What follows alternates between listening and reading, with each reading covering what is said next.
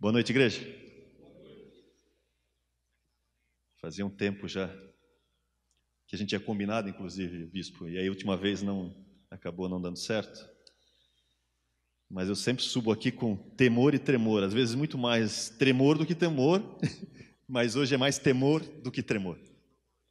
Estou entre amigos, mas eu explico por que temor. Essa palavra que eu vou falar hoje, eu tenho uma sala de estudos que nós temos às terças-feiras à tarde aqui, das 2 às 5 horas. E é uma aula aberta.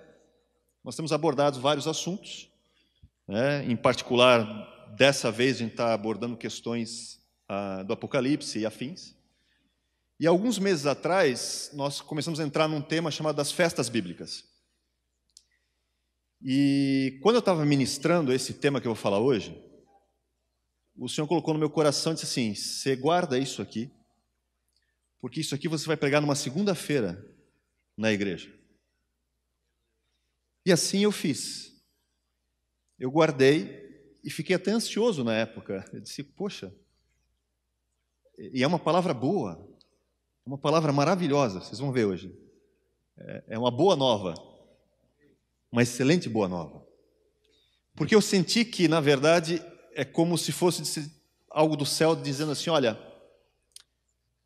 no mundo espiritual é o momento certo para a palavra viva receber essa palavra. É como se algo fosse descortinado aqui.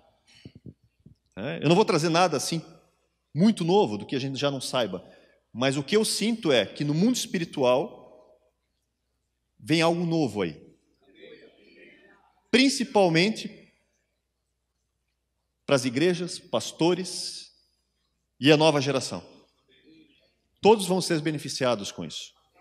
Por isso que eu fiquei ansioso, E a última vez foi engraçado, o bispo tinha convidado, aí não deu certo porque tinha um convidado que acabou aparecendo em cima da hora e a gente desmarcou. E eu fiquei no coração e perguntei, Espírito Santo? Ele falou, não, ainda não é o momento.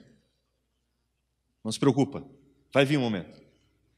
E hoje a gente conversando à tarde, acabou acontecendo. Então eu quero abrir com vocês lá em Tiago 5. Você pode projetar para a gente? Tiago 5, 7. Sede, pois, irmãos, pacientes até a vinda do Senhor. Eis que o lavrador aguarda com paciência o precioso fruto da terra, até receber as primeiras e as últimas chuvas. 8. Sede vós também pacientes, e fortalecei o vosso coração, pois a vinda do Senhor está próxima. É interessante, Tiago faz uma abordagem e usa a questão da lavoura, e ele usa 2 termos aqui relacionados à chuva. As primeiras chuvas e as últimas chuvas. Quando eu li isso a primeira vez, eu estava estudando isso justamente nas festas. Por quê? Porque as festas bíblicas são 7 festas que Deus determina. As festas não foi o povo de Israel que criou, foi Deus quem determinou. Nós traduzimos o termo como festas. Na sua Bíblia está traduzido como festas, lá em Levítico 23, Levítico 17. Mas o termo em hebraico é moed. E moed é tempo determinado.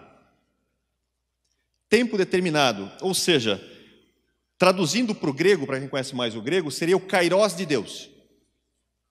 É o tempo determinado por Deus. Diferente do cronos, que é o tempo do homem. E essas festas, quando Deus institui essas festas para o povo, e ele é claro em vários aspectos, ele diz, olha, no primeiro mês vocês vão realizar tais festas, e começa com a Páscoa. Então você tem Páscoa, pães ázimos e primícias. São as festas de primavera. Tem que lembrar, e acontecem geralmente em março, abril. Por que primavera? Porque hemisfério norte, primavera, aqui, outono. Então tem sempre essa variação. Então essas são as festas de primavera. E nas festas da primavera, que é uma época para colheita, você tem o que é chamado de chuva serôdia. Chuva serôdia são as chuvas relacionadas à colheita da primavera. Depois Deus institui o Pentecostes, que é uma festa que acontece entre as 3 primeiras e as 3 últimas. Ela fica meio que isolada, 50 dias depois das primícias. E aí você tem as festas de outono. E as festas de outono você tem trombetas, expiação, e tabernáculos. E nesse período do outono você tem também as chuvas específicas para esse período, que são as chuvas temporãs. E a chuva temporã, ela vem justamente para garantir que haja no inverno mantimento. E eu estava analisando os textos e disse, espera aí, tem algo mais aqui. Porque quando o Tiago fala, ele está falando de Deuteronômio, se não me engano é Deuteronômio 11, né? É isso que eu botei para vocês? Deuteronômio 11, 13 e 14. Projeta lá para a gente. Ele está lembrando na questão da lei. E lá na lei, Deus fala assim, se diligentemente obedecerdes aos meus mandamentos, que hoje vos ordeno, de amar o Senhor vosso Deus, e de o servir de todo o vosso coração e de toda a vossa alma, próximo, darei as chuvas da vossa terra a seu tempo, as primeiras e as últimas. Em algumas traduções está as temporãs e as serôdias, para que recolhais o vosso cereal, o vosso vinho e o vosso azeite. Em algumas versões está o vosso trigo, vosso vinho e o vosso azeite. Você vê 3 elementos aqui. Cereal, está relacionado ao trigo. E trigo me lembra o quê? O pão. Você tem a questão do vinho, que me lembra justamente a questão do pão e vinho que nós temos na ceia, que fala da comunhão com Cristo. E o azeite. E o azeite é a figura de quem? Espírito Santo. Então, Tiago lembra disso. E ele faz essa colocação. Por que isso? Porque Joel fala também dessa questão. Se você lembrar na história de Israel, Deuteronômio, eles estão indo para tomar posse da terra, e logo depois se desviam desse período, acabam indo para o exílio, alguns séculos depois. E aí Joel também vai falar sobre essa mesma questão. E ele vai falar isso lá em Joel 2, 23, 24. Alegrai-vos, pois, filhos de Sião, regozijai-vos no Senhor, vosso Deus, porque Ele vos dará em justa medida a chuva. Fará descer como outrora a chuva temporã e a serôdia. Só que aqui ele muda. Perceba que ele está mudando. As eiras se encherão de trigo. Agora não é mais. Você vai ter na justa medida para colher o trigo, o vinho e o azeite. Não, agora encherão de trigo e os lagares transbordarão de vinho e de azeite. Joel está conectando o quê? A mesma promessa, só que ele está trazendo isso para o tempo do fim, os últimos dias.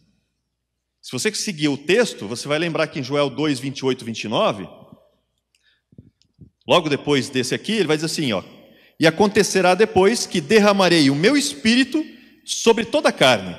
Vossos filhos e vossas filhas profetizarão, vossos velhos sonharão e vossos jovens terão visões.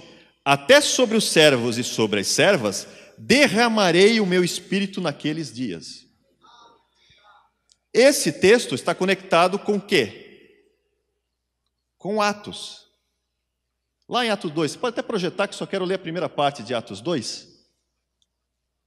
Você vai ver que quando Pedro vai falar, porque Pedro tem o que a situação? Do Pentecostes. Lá em Atos ele tem a situação do Pentecostes, desce o Espírito Santo sobre eles, começa a manifestação do Espírito Santo, que é o Pentecostes relacionado, esse Pentecostes de Atos, ele é um paralelo ao Pentecostes que houve lá no deserto, porque lá no deserto, se você ler o texto, o Pentecostes do deserto, você também tem manifestações similares. Por exemplo, quando você lê o texto, na nossa tradução, ela às vezes não é tão fácil de você entender, mas você vai ver que eles veem as vozes, mas você não vê a voz. Você ouve as vozes, não é? Mas quando você pega no hebraico, o texto diz assim: e eles viram as vozes.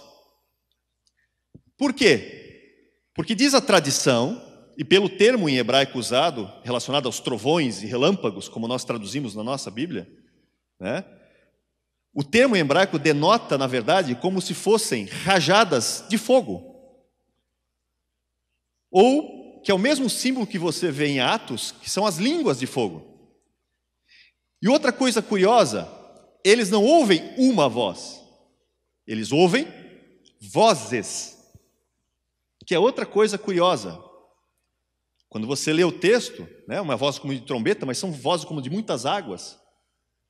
E a tradição diz o seguinte, eles interpretam isso como, você tem que lembrar que esses milhões de pessoas que estavam no deserto, você não tem só hebreus ali.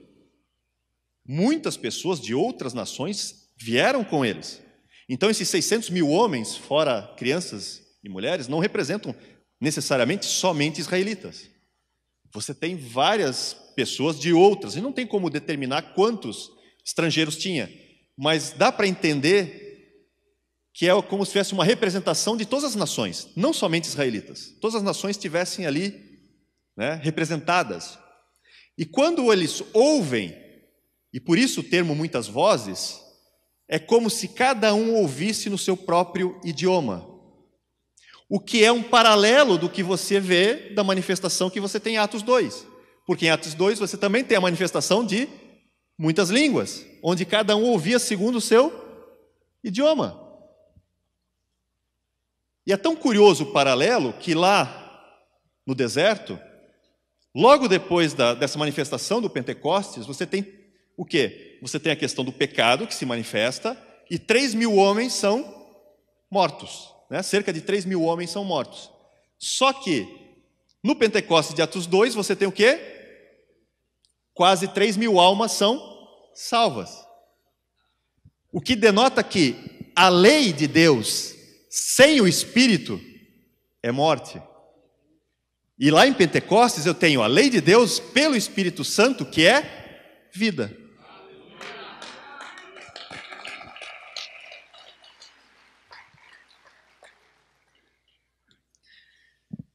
E aí eu comecei a analisar esses textos, porque Pedro, quando está lá em Atos 2, né, ele fala, o que ocorre agora é o que foi dito pelo intermédio do profeta Joel.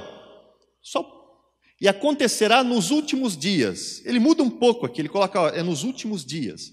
Por quê? Porque todo o contexto do livro de Joel, né, o livro de Joel é um livro difícil de você datar, porque você vai ver que não há uma referência ali de rei, de época. Então, você não sabe exatamente, né, eles têm uma ideia, provavelmente pós-exílio ou relacionada ao exílio, mas não dá para você dar uma data certa para o livro de Joel quando ele foi escrito, porque diferente de muitos outros livros que falavam, era o reinado de fulano, beltrano, não, ali não há uma referência, ou seja, é como se o livro fosse meio que atemporal, ele tivesse um destino à frente do seu tempo, né? Então é um livro profético. Por isso que quando Pedro faz uma interpretação de Joel 2, 28 e 29, ele coloca, olha, é o que disse o profeta Joel. Ele não está dizendo é o que acontece agora se cumpriu do que era o profeta Joel. Ele não fala se cumpriu, ele fala é o que ocorre agora, é o que disse o profeta Joel. Ele não está pegando a profecia de Joel e dizendo, olha, o que Joel profetizou aconteceu agora e acaba aqui. Não, ele está dizendo o que o Joel profetizou está acontecendo agora, mas não quer dizer que terminou. Ele está deixando aberto porque há um cumprimento maior. O que aconteceu ali é uma parte desse cumprimento. E aí eu comecei a analisar essas coisas todas, e eu fui para essa questão das chuvas. Porque as chuvas estão relacionadas às festas, as festas são proféticas, né? Eu não posso entrar em todos os detalhes agora, mas é muito provável que Jesus tenha nascido em tabernáculos. Tá? Tem uma série de fatores para falar sobre isso, né? Tanto que João até fala que ele tabernaculou conosco. Então é muito provável que ele tenha nascido em tabernáculos. Então Jesus vem cumprindo as festas todas, tanto que na Páscoa, né, Jesus cumpre, né, todo o ritual de Páscoa numa perfeição fantástica. Ele é o Cordeiro de Páscoa Porque é interessante você lembrar o seguinte, quando Deus institui as festas, né, eu não sei se todas as traduções trazem assim, mas no hebraico ele diz assim, essas festas são ensaios gerais. Ou seja, todas as festas eram ensaios. Ou seja, todo ano, Israel, vocês vão ensaiar. Vocês vão ensaiar a Páscoa, vão ensaiar ázimos, vão ensaiar primícias e as demais festas. É um ensaio, tá? Por quê? Porque Deus fala assim, quando eu vier, eu que vou cumpri-la.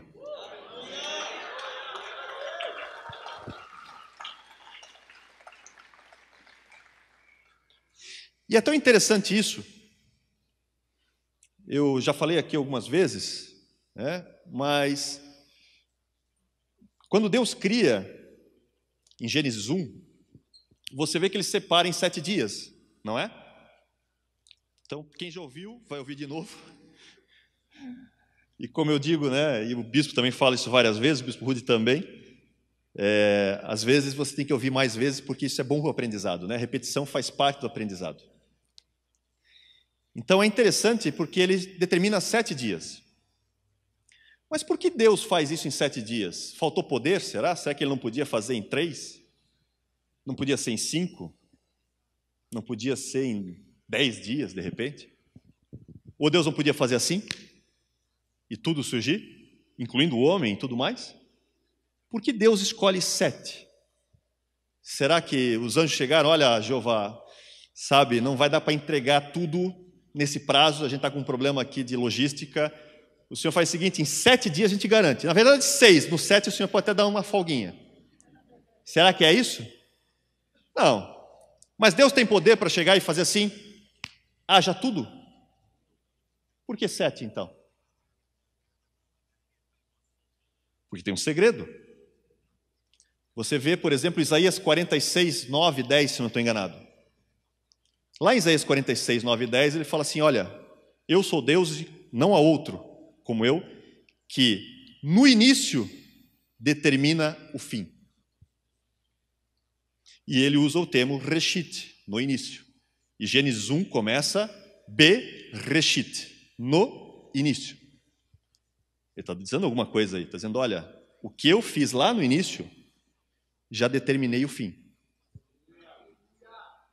Por que 7 dias então? Aí eu lembro de Salmo 94, em que Moisés fala, olha, porque para ti um dia é como 1000 anos, e 1000 anos como um dia. Ou como a vigília da noite. E aí eu comecei a comparar. Espera aí, o primeiro dia o que Deus fez? Luz, separação de luz e trevas, não é? O que aconteceu no primeiro milênio da história humana? O homem cai da luz para as trevas. O que tem no segundo dia? No segundo dia, o que ele faz?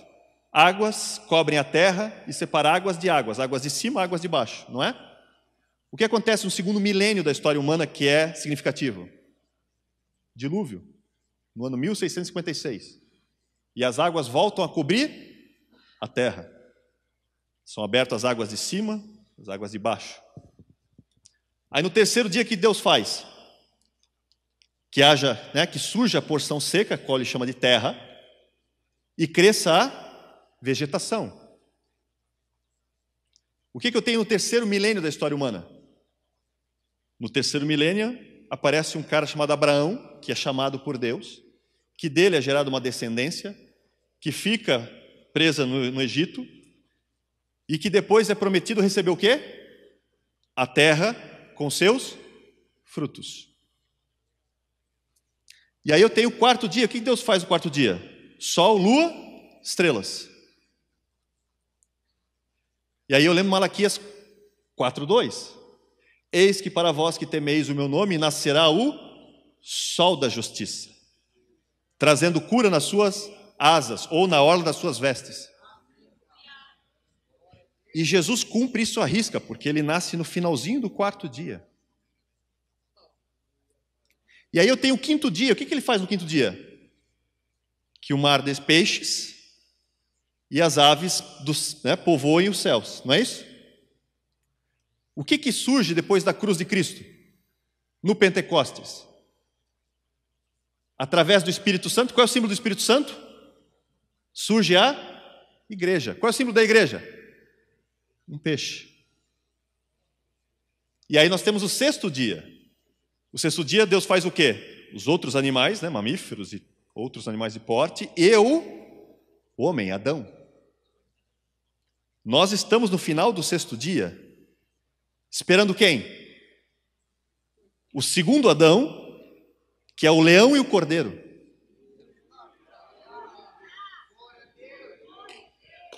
E aí no sétimo dia Deus faz o quê? Descansa. E nós esperamos o quê? O que dizem Hebreus, ainda há um sábado. Um milênio.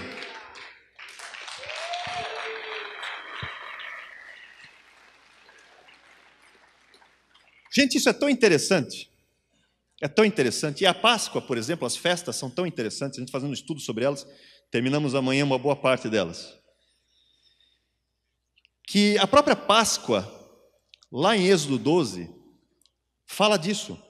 Disso que eu acabei de falar. Você tem uma ideia como Deus cumpre as coisas à risca. Como é que é a instituição da Páscoa? Deus não fala assim em Êxodo 12, olha, esse mês agora será para vós o primeiro mês. Você tem que lembrar o seguinte, o calendário judaico, Nissan, Tishi e outros, né, Elu, Av, não é um calendário judaico. Quem instituiu o calendário não foi o judeu, foi Deus, lembra? Este mês agora será o primeiro dos meses, e o que era o primeiro agora é o sétimo. Quem está instituindo é Deus. Ele faz uma jogada, ele pega o que era sétimo, torna em primeiro, o que era primeiro em sétimo. Deus gosta de brincar com 1 e com 7. Bem, não vou entrar no mérito dos números, que eu amo números.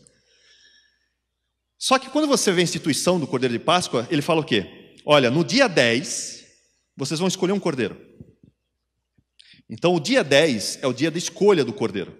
Então, vocês podem passar o dia inteiro escolhendo o cordeiro. Mas tem que escolher um cordeiro macho, sem defeito. Não é? Muito bem, vocês vão imolar esse cordeiro no dia 14, no crepúsculo da tarde, ou seja, no pôr do sol, que é a virada do dia. No calendário judaico, a virada do dia acontece no crepúsculo da tarde, no pôr do sol. Então, a virada do dia 14 para o dia 15. Por quê? Porque no dia 15 eles comem a ceia de Páscoa e juntos já celebram pães ázimos, que é a festa dos ázimos, que dura 7 dias. Olha que coisa curiosa, Jesus não é o cordeiro escolhido antes da fundação do mundo? No dia 10, no dia 0. Jesus é escolhido no dia 0. E aí ele tem que esperar o quê? O dia 1, dia 11, dia 2, dia 12, dia 3, dia 13 e dia 4 para vir. Jesus vem no 4º dia, lembra? Ele é o sol da justiça, ele vem no 4º dia, no finalzinho do 4º dia. Por quê? Porque ele tem que ser imolado na virada. A cruz marca a virada do dia 4 para o dia 5. Deus não cumpre só o roteiro da Páscoa, do Cordeiro de Páscoa, nas festas. Deus cumpre na história.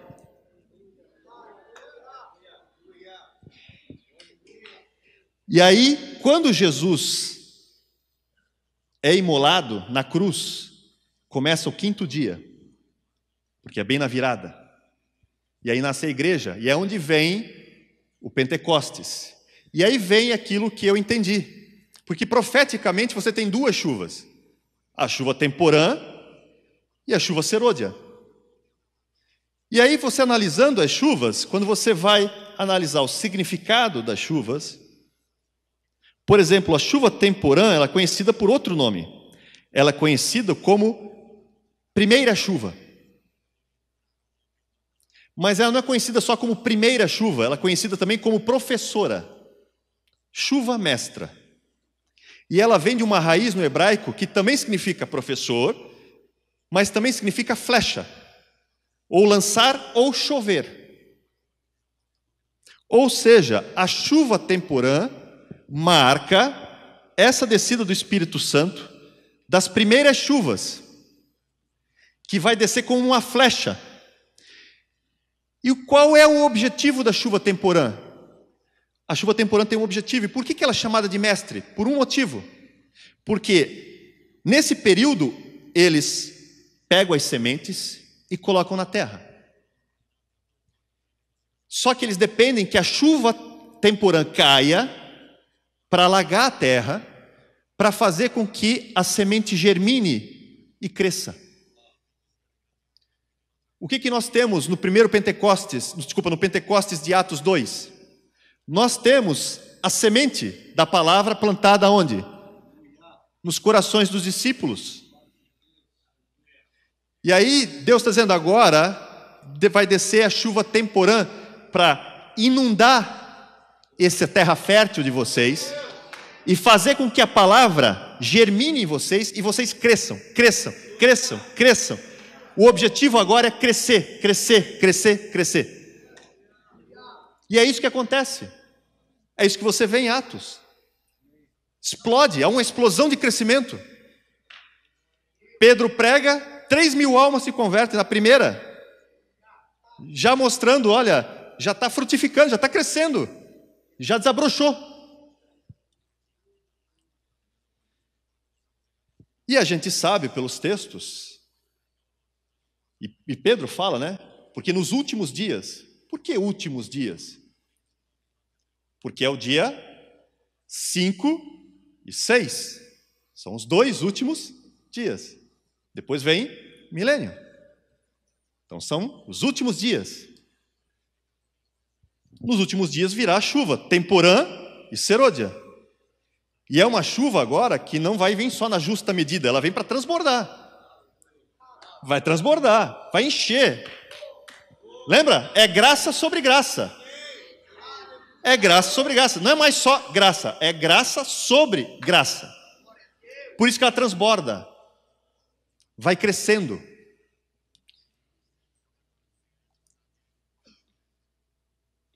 E aí eu comecei a analisar, peraí, se a chuva temporã tem essas características, e eu vejo isso na história, lá em Atos 2, o que quer dizer então chuva serôdia?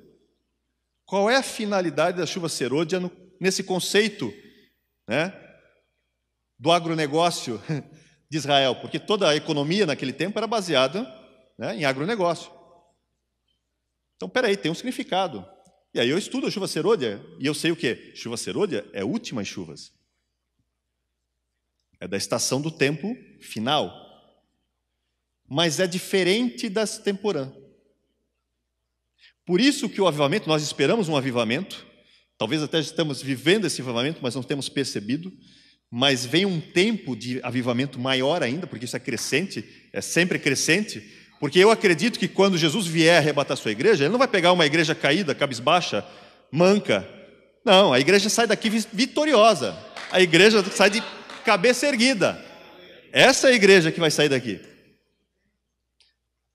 Por isso que vai vir um crescente. Essa chuva serôdia vem, só que ela é diferente. A característica dela não é igual à temporã. Lembra, a temporã é uma chuva para ensinar e fazer o quê? Germinar e crescer. Só que agora, a chuva serôdia, ela vai pegar o quê? Os frutos já nascendo. Os frutos já estão nascendo. Não é mais semente. O objetivo agora não é esse, como era da primeira chuva. O objetivo agora é amadurecer o fruto para a colheita. Por isso que ela é chamada chuva da colheita. A chuva que despoja, de despojar. Vai despojar quem? O inferno. Tem que ser todo despojado. Vai fazer a colheita. Só que antes de colher, ele quer ver frutos maduros. E essa chuva que vem, a chuva serôdia, essa chuva desse tempo, porque nós estamos, ao meu ver, nos últimos dias dos últimos dias, digamos assim, é quase o final do 6º dia. Né? Pode levar muito tempo ainda, mas pode ser hoje. Não importa. O que importa é, vem uma chuva que vai amadurecer cada um de nós.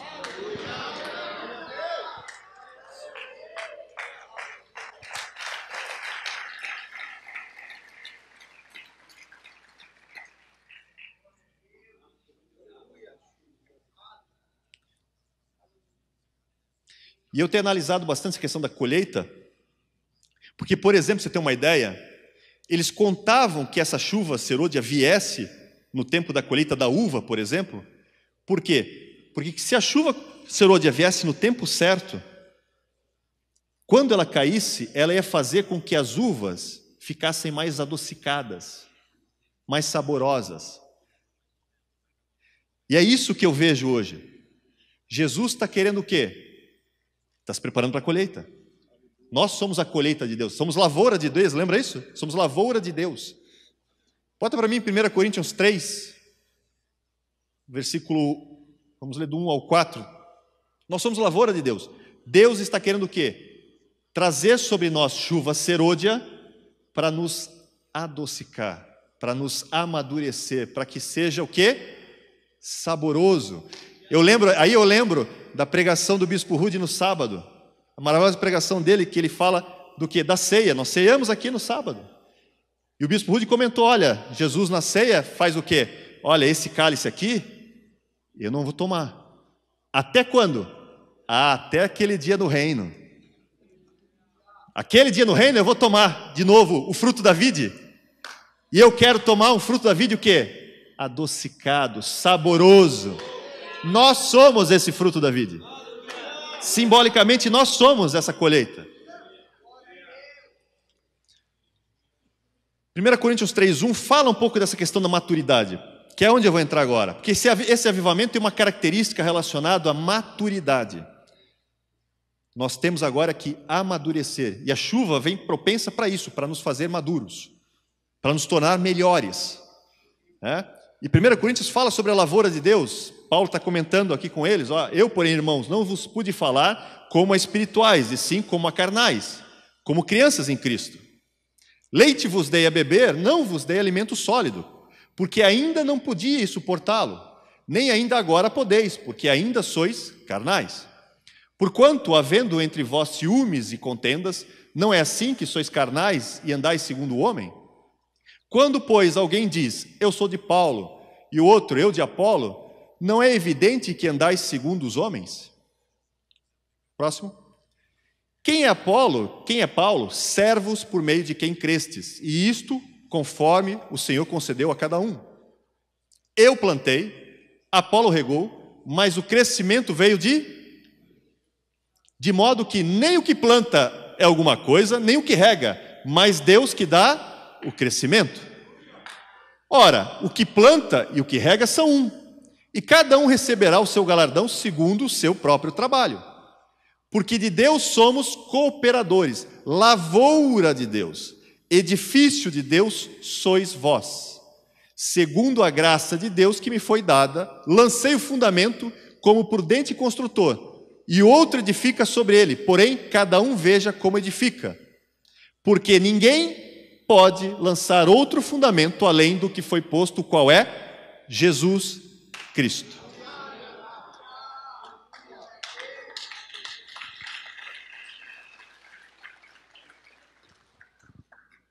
Aqui eu aprendo com Paulo que quando você tem contendas, divisões, e eu escuto muito assim, eu sou calvinista, eu sou arminiano, eu sou wesleyano, eu sou molinista, mas de Jesus ninguém é.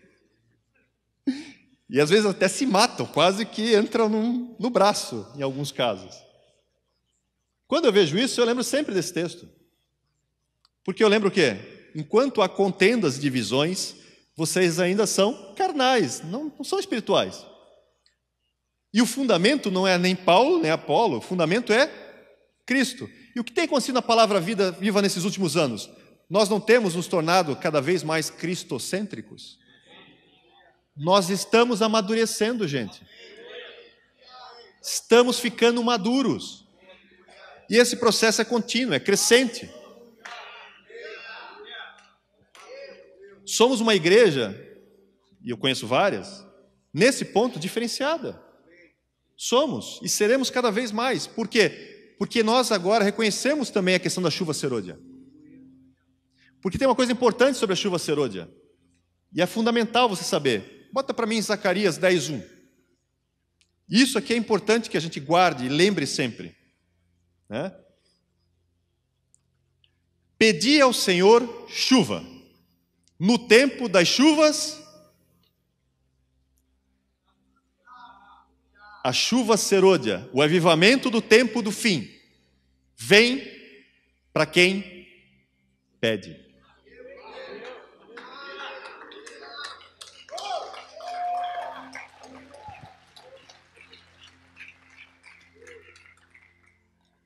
Está na hora da gente começar a pedir chuva. Está na hora de a gente começar a pedir, Senhor, essa chuva serôdia desse tempo é para a palavra viva. Essa chuva é para PV. E vem sobre nós, vem nos amadurecer. Por quê? O que é o fruto? Lembra? É o fruto que vai ficar maduro. Não é isso? Bota para mim em Gálatas 5, 22, 23. Olha lá o que é o fruto do Espírito.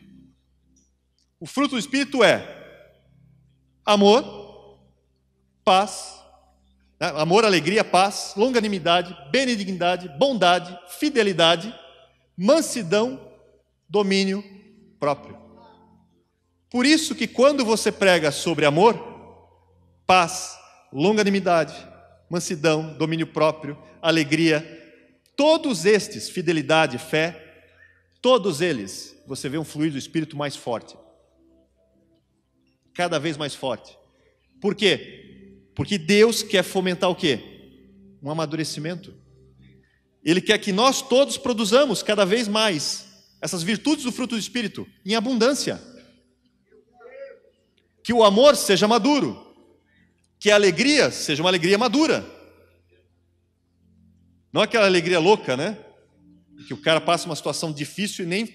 não posso ficar triste porque é só alegria. Não. Centrados, maduros. Domínio próprio, que é uma coisa cada vez mais difícil nos dias de hoje. Dias de Facebook, internet, né? Em que o Espírito parece que puxa a gente para ler a palavra e o Facebook puxa para curtir, comentar e compartilhar. Mas ler a palavra não vai. E o fruto é o quê? Estimular você a crescer. Crescer. E quando você vê os frutos, esses frutos não são relacionados somente entre nós, mas até no nosso relacionamento com Deus. Por isso que, cada vez mais, você vai ver o bispo falando, bispo Rude, bispo Sérgio, falando sobre questões, às vezes, que a gente meio que tem perdido em algum aspecto, que é a oração. Buscar ter um relacionamento com Deus. Eu tenho pregado em várias igrejas aqui. Tive o prazer e agradeço muito o convite de todos. E sempre tenho buscado pregar sobre maturidade. De alguma forma eu levo uma mensagem para maturidade. E é uma maturidade para quê? Para que você entenda que quando você quer crescer, nós temos vários referenciais na Bíblia, temos Davi, temos Samuel, temos vários profetas que a gente pode elencar, Salomão em alguns aspectos e muitos outros. Temos aqui na igreja várias pessoas que são modelos em algumas coisas para muitos, mas na verdade o modelo mesmo é só um. E o problema às vezes é que a gente olha o fulano, beltrano, ciclano e esquecemos de olhar para esse um. Porque às vezes a gente se compara com o outro, esquecendo que, na verdade, eu tenho que comparar o meu eu com ele. Porque todos nós fomos chamados por um propósito. Lembra Romanos 8? E o propósito de Deus qual é? É que todos nós sejamos a imagem do seu Filho. Ou seja, você tem que comparar você com Cristo. Eu nunca comparo o Dionei com o outro. Eu aprendo com o outro, é verdade. Mas não comparo com o outro. Eu comparo o Dionei atual com o Dionei anterior à imagem de Cristo. Porque eu nunca tenho a história do outro. A história dele, é específica com ele. E Deus trata de cada um de nós de uma forma distinta. Paulo aqui fala, olha, eu queria tratar vocês como espirituais, falar como espirituais, mas não vai dar, desse jeito não dá. Mas nós já somos cada vez mais espirituais. Nós temos crescido, temos aprendido. O bispo tem nos ensinado sobre graça, várias e várias vezes. Fé. E estamos crescendo. E agora nós vamos aprender cada vez mais sobre amor, paz, alegria, longanimidade, bondade, fidelidade, fé, domínio próprio. A imagem de quem? De Cristo. De Cristo. Eu sei que hoje, espiritualmente, essa palavra vinha em meu coração há muito tempo, queimando.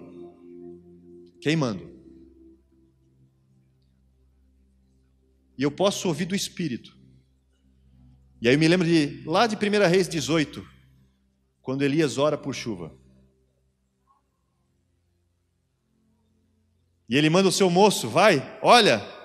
Ele vai na primeira vez, e aí? Não, nada ainda. Segunda, e aí? Nada ainda. Terceira, nada. Quarta, quinta, sexta, sétima, né? Deus ama o 7, né? 7 é símbolo de plenitude, de completude. Tinha que ser na sétima, óbvio, né? E o que ele vê? Olha, eu vejo uma pequena nuvem do tamanho da mão de um homem. O que Elias fala? Corre e avisa Acabe que eu ouço barulho de grande chuva. Grande chuva. Palavra viva. Eu escuto barulho de grande chuva. Canasvieiras, barulho de grande chuva. Sandro, grande chuva. Vado, grande chuva. Silvio, grande chuva. Toda PV, Palhoça, Balneário, toda PV, grande chuva.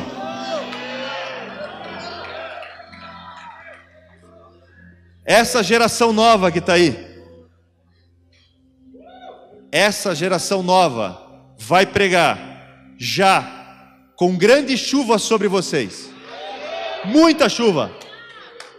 Vocês vão ser conhecidos como as pessoas do avivamento. Que avivamento? Da chuva serôdia. O avivamento de maturidade. O avivamento para a colheita. E vem grande chuva. Grande chuva.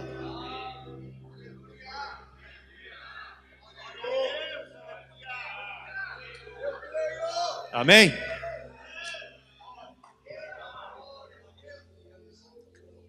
A igreja de pé, por favor. Baseado nessa palavra,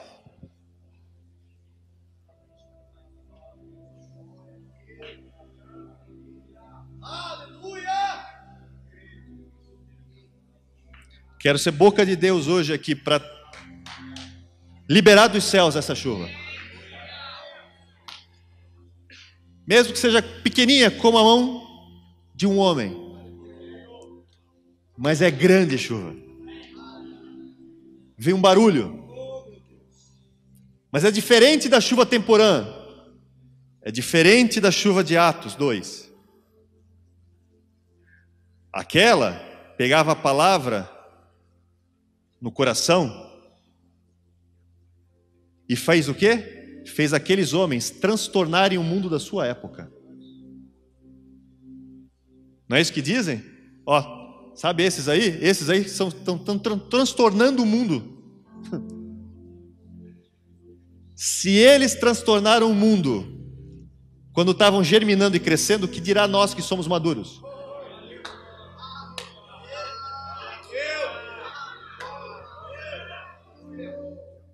Nós não vamos transtornar, nós vamos impactar o mundo. Impactar o mundo. Para que a colheita seja de um sabor doce. Doce como mel, que desce como mel. Nós vamos ver isso. Nós vamos ver isso. Vai ter crescimento? Claro, tem que ter.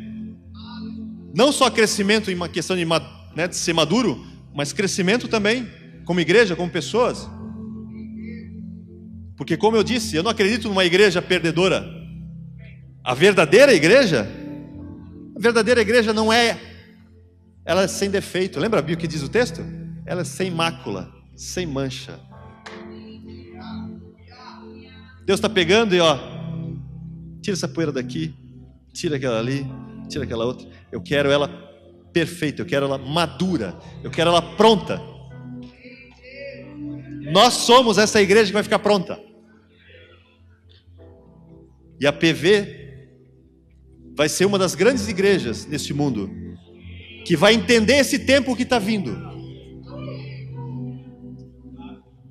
E como Paulo diz, não vai lançar outro fundamento do que já está posto, que é Cristo. Vai ser em cima desse fundamento e cada vez mais fundamentado nele. Por quê? Porque cada dia mais nós seremos parecidos com Ele.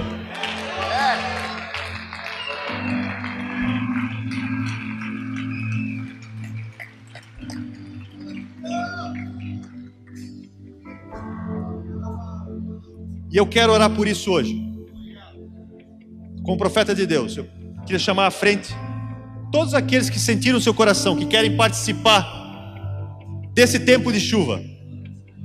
Porque essa chuva vem sobre cada um hoje. Vem para frente, vamos orar. Porque essa mensagem de hoje, ela foi preparada para esse dia. E eu acredito que nos céus tinha um decreto determinado dizendo: olha, prepara tudo, prepara a nuvem, prepara a chuva, porque no dia em que essa mensagem for pregada, é o início da grande chuva.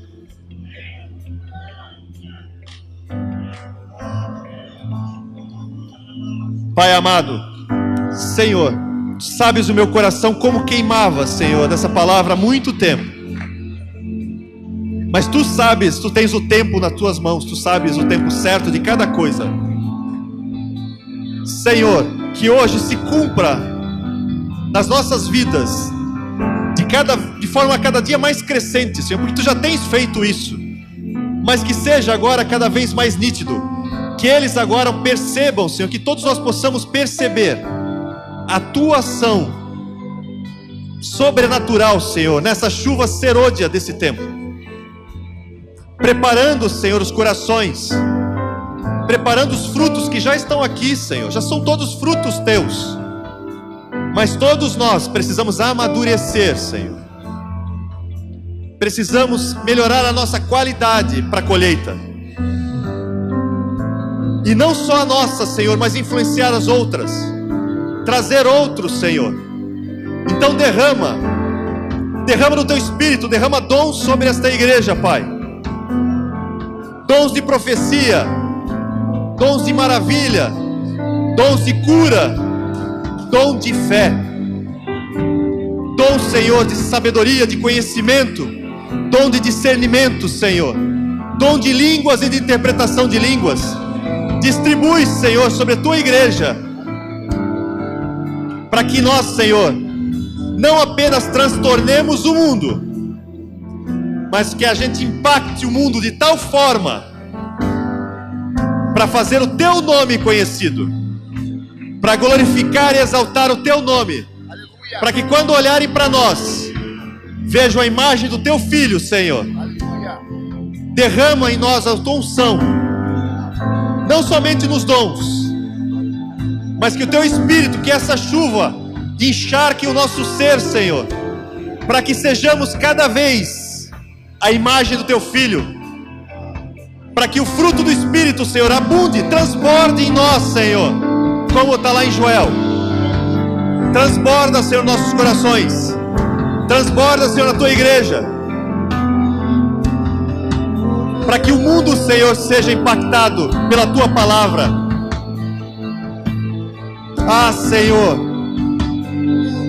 derrama, Senhor, a Tua chuva sobre o Teu povo, e que seja, Senhor, uma grande chuva nas gerações que virão também, segundo a Tua vontade e os Teus propósitos. Que assim seja, que seja liberado no espiritual e realizado no material, segundo a tua palavra e a tua vontade, em nome de Jesus. Que assim seja. Amém, amém, amém e amém. Vem sobre nós com o novo que tem contra a presença. Faz teu querer como é no céu. Teu reino vem sobre nós, oh, vem sobre nós com o novo que tens, com tua presença. Faz teu querer, faz teu querer, como é no céu. Teu reino venha. Aleluia.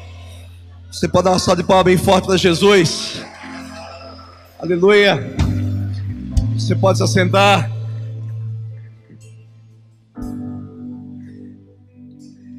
Que palavra, hein? É difícil até falar alguma coisa aqui agora. A gente, é tão lindo isso, né? Eu sempre vi o Bispo Rude pregando, né?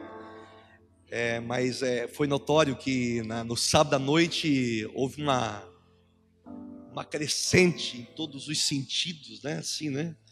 Algo tão lindo. Aí tu vê o pastor Dionei, né? E eu louvo a Deus para ver do Bispo Flori, né? Que ele tem, na verdade, não feito uma igreja personalista, é realmente um amadurecimento, né? É lindo isso. Eu me lembro da última vez que eu tive com o bispo quando a gente foi há uns 2 anos atrás na Europa, e ele pregou nas igrejas, e eu fiquei muito espantado, porque ele disse assim: ó, a próxima vez que eu vim aqui, eu não prego nas igrejas, tá? Eu só vou pregar para os líderes internamente. Vocês fazem isso. Sim, mas bispo, todo mundo, qualquer pastor gostaria de pregar, né? Mas é uma questão de amadurecimento, é de entender que ele quer formar uma geração nesse sentido. E a gente louva a Deus pela vida do nosso bispão, que tem nos ensinado, né? E tem nos orientado nesse sentido. Eu creio de todo o meu coração, dentro daquilo que foi pregado. Quando eu vim aqui para frente e você orava ali, pastor Dionei, nós percebemos as coisas acontecendo, e é óbvio sim que as sementes já foram plantadas. A gente percebe uma ação de Deus no que diz respeito à igreja. A igreja tem crescido, né? É perceptível que os frutos já começam a ter a sua imagem. Eles não estão ainda, vamos dizer assim, maduros, né?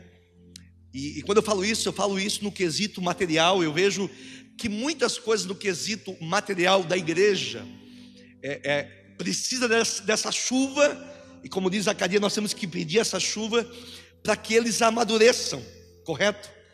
Foi muito forte quando eu vim aqui na frente. Eu senti isso intensamente no meu coração, porque a gente tem orado, né? E o bispo, nessa questão do amadurecimento, hoje à tarde nos chamava e dizia sobre isso ainda, né? Que a graça, ele reforçava isso, que a graça não te leva para um lugar onde você fica descansando. Não, a graça te impulsiona a você ter uma intimidade maior com Deus, a você orar com mais qualidade. E se você ora com mais qualidade, é porque você consequentemente amadureceu, certo? Então essa graça, ela te proporciona você ir à frente, a você empreender, a você ter novas ideias. Deus fala contigo, Deus, ele te dá entendimentos. Então eu percebo que nesse sentido, que é o sentido material, eu sinto que existem muitos frutos aí, que eles já estão, mas eles precisam ser amadurecidos. E esse momento é o momento onde nós vamos orar pelas ofertas. E eu sei que você já tem frutos aí na sua mão, amém? Eu estou aqui usando uma analogia, mas é importante você entender isso. Você já tem frutos na sua mão. E nós estamos aqui entre pastores, entre líderes. E eu creio de todo o meu coração que Deus, Ele quer trazer esse amadurecimento. Eu creio que eu vejo aqui, e quando eu falo do nome do bispo, é porque eu vejo ele intensamente, ele respira isso, vidas sendo salvas, sendo transformadas, ver ampliando. Ontem ele falava: eu não quero somente uma casa de acolhimento, de acolhimento, eu quero umas 5 casas, eu quero 5 casas de idosos, eu quero ver essa cidade sendo impactada, eu quero ver esse estado sendo impactado pelo poder de Deus, eu quero ver essa nação sendo impactada pelo poder de Deus. E esse é o tempo, eu creio nisso, é o tempo desse amadurecimento, amém? Então, dentro daquilo que nós vivemos como palavra profética, nós recebemos uma palavra profética hoje de direção, de entendimento, e é muito importante nós entender o seguinte, é colocar em prática e viver esse amadurecimento na totalidade. Esses dias atrás, gente, eu aprendi isso nessa igreja. Eu aprendi nessa igreja a ser generoso. Eu vim de uma família pobre, então a gente tinha muito pouco. Então eu ficava muito na linha de pedir. Eu me lembro, você pode até se estranhar, mas eu ia quando criança para venda. Eu era criança e o pai não tinha dinheiro para me dar salgadinho, e os caras ficavam jogando sinuca, e eu era apelidado de pedichão, porque eu pedia salgadinho, eu pedia porque eu não tinha, certo? Isso criou em mim uma questão de só pedir e não dar para os outros. Mas quando eu tive uma experiência com Cristo nesse lugar, eu aprendi com o visionário dessa igreja a ser generoso. Eu gosto de ser generoso, entendeu? Eu gosto de dar não R$2, e você pode me chamar de louco. Eu não gosto, eu sei que o cara vai fumar crack, mas eu dou R$10 para ele. Eu digo: ó, eu sei que tu vai cheirar crack, mas eu estou falando contigo assim, aí Deus dá um raio-x na hora ali do cara. Mas eu gosto de ser generoso com as pessoas, porque Deus me curou disso, a graça me alcançou nesse sentido. É a característica do fruto. Então, isso me faz bem, e eu confesso que eu faço isso muitas vezes, durante o dia, durante a semana. Muitas vezes eu não posso ficar com dinheiro de papel aqui, mas eu faço isso com alegria, eu aprendi isso. Mas um dia eu estava sentado aqui, e todas as vezes que eu faço isso, eu sinto um regozijo na minha alma, que é algo tão maravilhoso. Eu estava sentado nesse lugar que o pastor Guto estava sentado, era numa segunda-feira, e eu preparei a minha oferta, mas eu preparei de uma maneira rotineira. Não foi um descaso, vamos dizer assim, mas eu não preparei da maneira correta, vamos dizer assim. E naquele momento o Espírito falou comigo: pois é, né? Eu te ensinei algo, a tu ser generoso com as pessoas. E quando tu dá para as pessoas, tu sente um regozijo, uma alegria, tu faz com tanto prazer. E tu já percebeste que para mim tu está fazendo isso de uma maneira simples. Tu não está tendo uma atitude de honra. E aquilo falou tão forte comigo, gente. Depois daquele dia, eu entendi que esse momento, eu já tinha entendido que esse momento é todo especial. E eu sei que esse momento é todo especial. Deus, Ele quer, eu quero orar um tempinho aqui com vocês nesse sentido.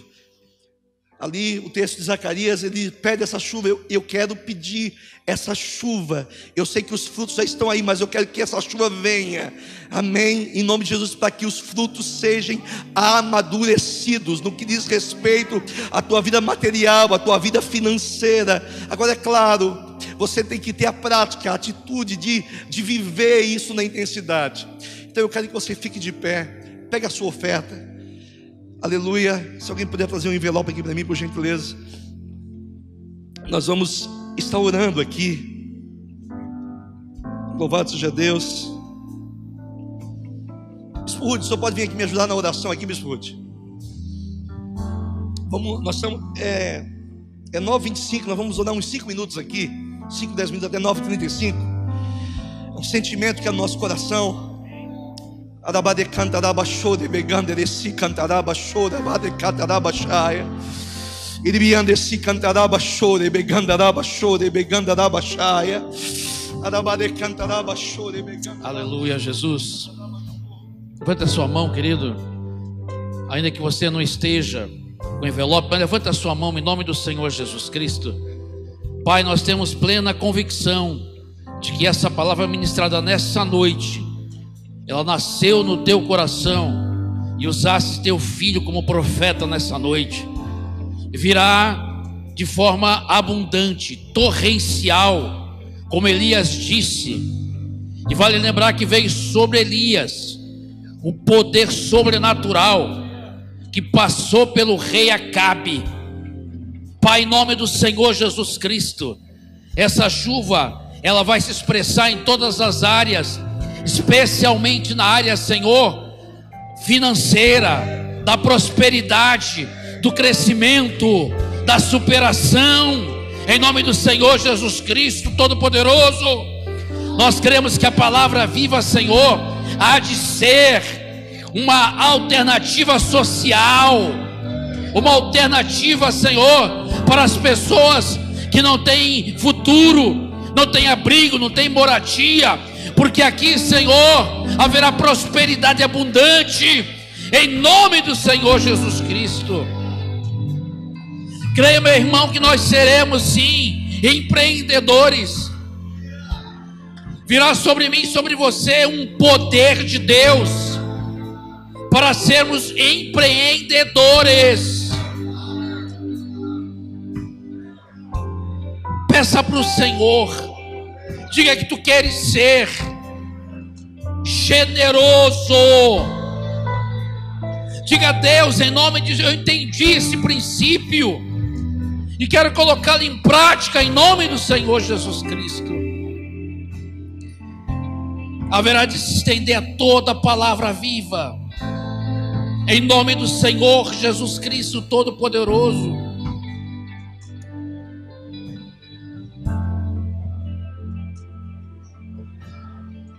Em nome do Senhor Jesus Cristo Todo-Poderoso.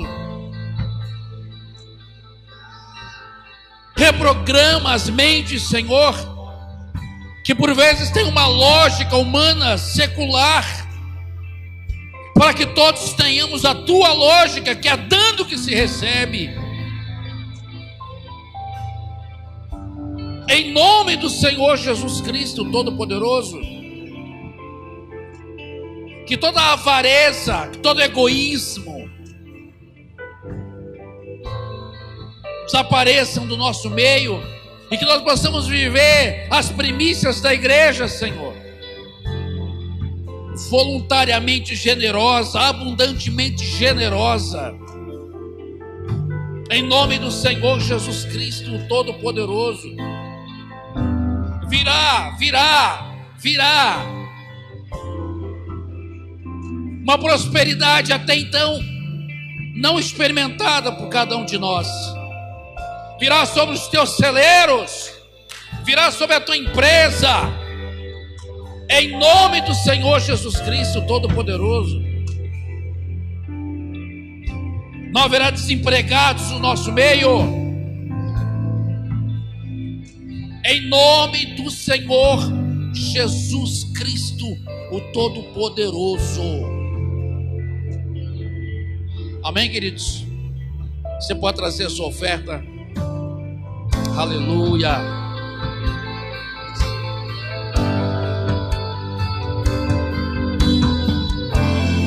Vem sobre